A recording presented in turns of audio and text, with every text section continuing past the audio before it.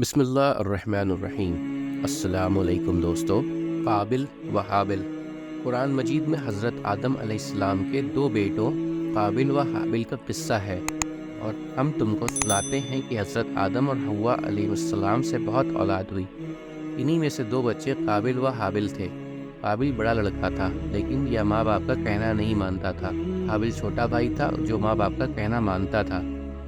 اقلیمہ ایک لڑکی تھی جس سے قابل شادی کرنا چاہتا تھا، مگر حضرت آدم و حوا علیہ السلام اس کی شادی اپنے چھوٹے بیٹے حابل سے کرنا چاہتے تھے، جو نیک اور شریف تھا۔ اس لیے قابل اپنے ماں باپ اور بھائی کا دشمن ہو گیا۔ اللہ تعالیٰ نے حکم دیا کہ تم دونوں قربانی کر کے پہاڑ پر رکھاؤ۔ جس کی قربانی قبول ہوگی اس سے اقلیمہ کی شادی کی جائے گی۔ اللہ تعالیٰ کو اپنے نیک بندے پسند ہوتے ہیں اور وہ ان کی مدد کرتا ہے۔ آسمان سے ایک آگ آئی اور حابل کی قربانی کو لے گئی، یعنی حابل کی قربانی قبول ہو گئی۔ اب اس کے بھائی قابل کو بہت غصہ آیا۔ اس نے حابل سے کہا کہ میں تجھ کو قتل کر دوں گا۔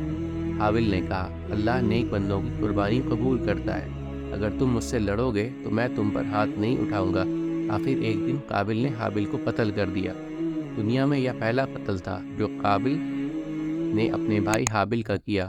قتل کرنے کے بعد قابل کو فکر ہوا کہ حابل کی لاش کا کیا کرے، کس طرح چھپائے۔ اس نے دیکھا کہ کوا چونچ سے زمین کھود کر ایک دوسرے مرے ہوئے کوے کو دفن کر رہا ہے۔ تب اس نے بھی اپنے بھائی حابل کو زمین کھود کر دفن کر دیا، خود جا کر آگ کی پوجا کرنے لگا۔ حضرت آدم و حوا علیہ السلام کو بہت رنج ہوا۔ قابل و حابل دونوں بھائیوں کے جھگڑے سے ہم کو سبق لینا چاہیے۔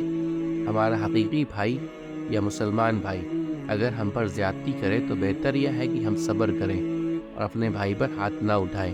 قابل نے اپنے بھائی کو قتل کیا، قیامت تک لوگ اس پر لعنت کرتے رہیں گے۔ آخرت میں اللہ کے عذاب کا مستحق ہوا، اور حابل کو قیامت تک لوگ اچھا کہتے رہیں گے اور وہ جنت کا وارث ہوا۔ امید کرتا ہوں دوستو کہ آپ کو آج کی ویڈیو اچھی لگی ہوگی۔ اگر آپ کو ہماری ویڈیو اچھی لگی ہے تو ویڈیو کو لائک ضرور کریں، اور مزید اس طرح کی ویڈیوز دیکھنے کے لیے ہمارا چینل سبسکرائب کر لیں اور دوستوں کے ساتھ شیئر کرنا بھی مت بھولیں۔ اللہ آپ سب کا حامی و ناصر ہو۔ انشاءاللہ ملتے ہیں اگلے ویڈیو میں۔ اجازت دیجیے، السلام علیکم، اللہ حافظ۔